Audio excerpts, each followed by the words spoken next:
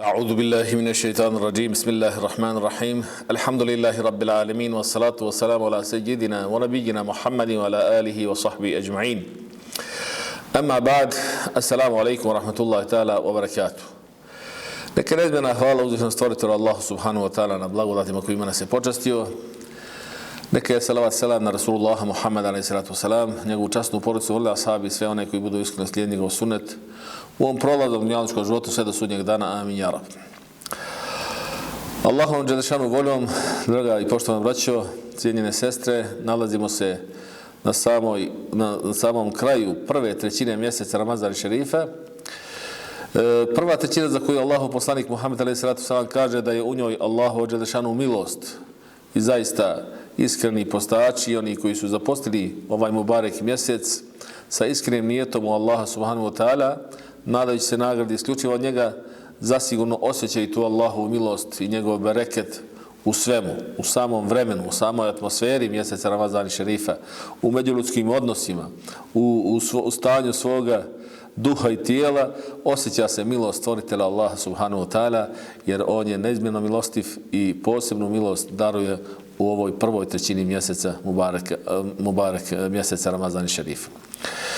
Uz Allahu dželešanu pomoć, voli i blagoslov, danas ćemo se družiti sa jednim hadisom Allahovog poslanika Muhammeda alejhi salatu vesselam, a opet vezan za vrijednost posta, za nagradu za postače, jer je to jedno posebno stanje i duha i tijela i Allah subhanahu wa ta'ala posebno nagrađuje za post. Kako stoji u hadisi kuci u kojem Allahov poslanik i miljenik Muhammed alejhi salatu vesselam kaže: inna Allaha ta'ala yaqul, zaista Allah subhanahu wa ta'ala kaže: inna saumun li wa ana ajzi bih, post je moj i ja posebno za njega nagrađujem. Dakle, ovom kratkom izjavom stvoritelj Allah subhanahu wa ta'ala je dao nama do znanja da stanje postača, nagrada za post su nešto što je isključivo vezano i poznato Allahu subhanahu wa ta'ala i on posebno za post nagrađuje. I dalje nastavlja Rasulullah Muhammed alejhi salatu vesselam: inna lis-saimi farhatayn, zaista postač ima dvije radosti. Dvije radosti koje su opisane u ovom hadisu su sljedeće: iza iftara fariha, kada iftari obraduje se.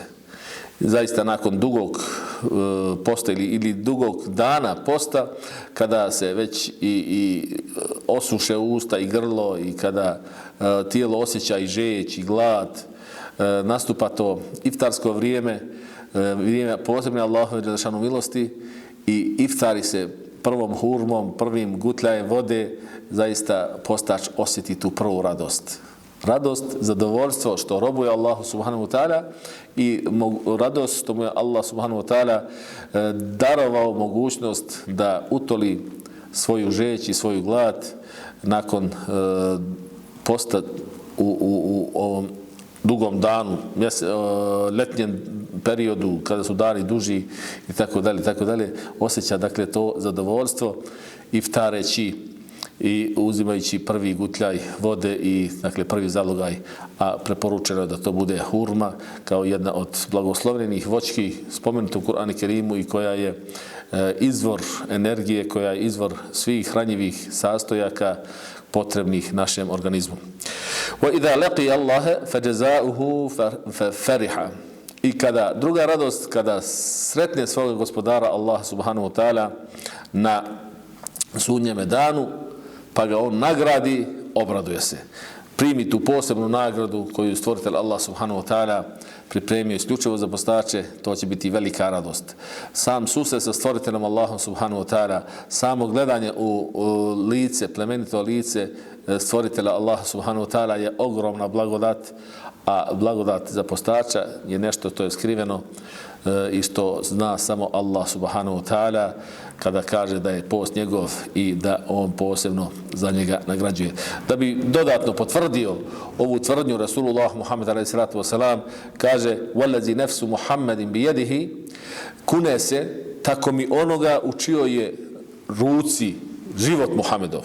Dakle, duša Muhammedova. Dakle, tako mi stvoritelja Allah subhanahu wa ta'ala, to je jedina zakletva sa kojom se čovjek musliman smije zakleti, ali evo ova lijepa sintagma, velezi nefsu Muhammedin bijedihi, tako mi onoga u čijoj je ruci duša Muhammedova ili život Muhammedov, dakle, tako mi Allah subhanahu wa ta'ala, la khulufu femi s-saimi atyabu inda Allahi min rejhal misk. Zaista, zadah iz usta postača je Allahu subhanahu wa ta'ala draži od najljepšeg mirisa miska. Znate svi dobro kada čovjek posti, kada se usta osuše, kada se, dakle, gladuje čitav dan i kada se ne unosi hrana i niti voda, ništa se ne stavlja u usta, zna se osjetiti za ljude neprijatan zadah iz želuca, iz usta postača i mnogima se to ne sviđa i osjete određenu odbojnost od takvog zadaha.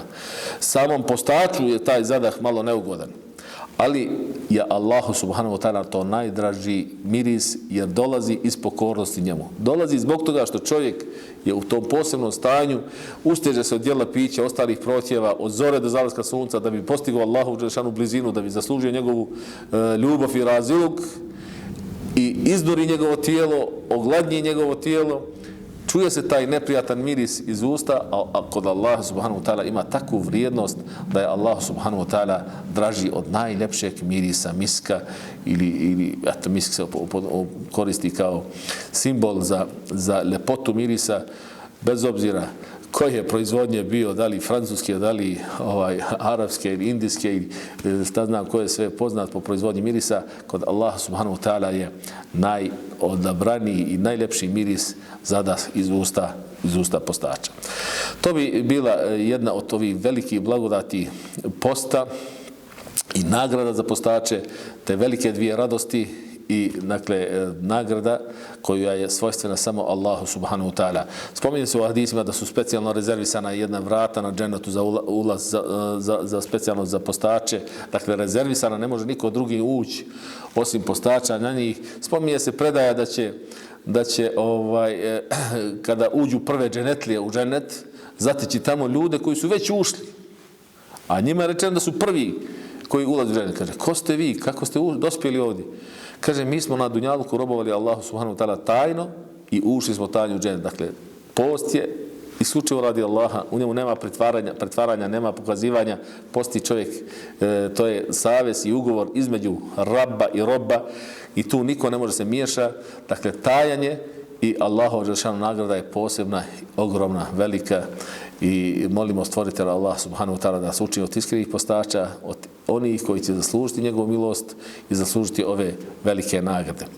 Wa akhiru da'wana inil hamdulillahi rabbil alamin.